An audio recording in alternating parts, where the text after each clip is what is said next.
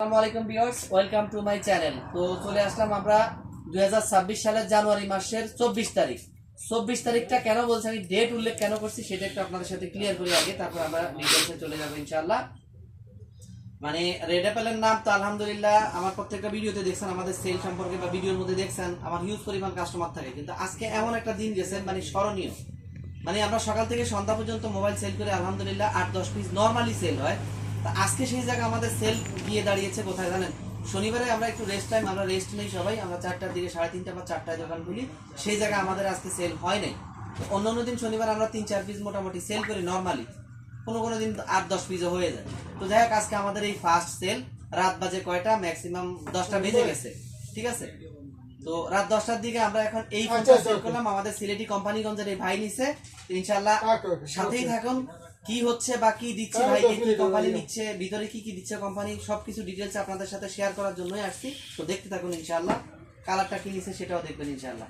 তো ভাই ফোন নিছে আমাদের থেকে Oppo A6 Pro, Redmi Note 12 cover আছে নাকি? Oppo A6 Pro নিছে। আমরা এটা দিচ্ছি বাইকে ব্ল্যাক কালারের মধ্যে,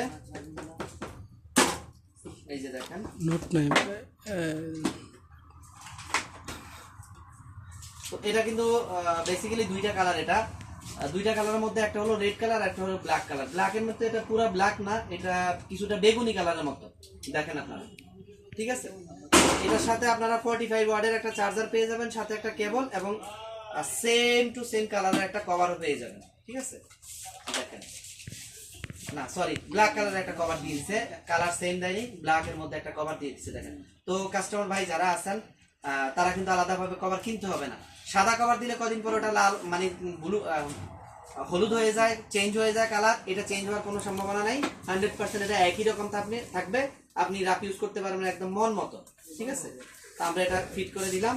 তো ঠিক আছে, সবাই তো দেখছেন, এবং ভিতরে যা দিচ্ছি সেটাও দেখাই দিচ্ছি।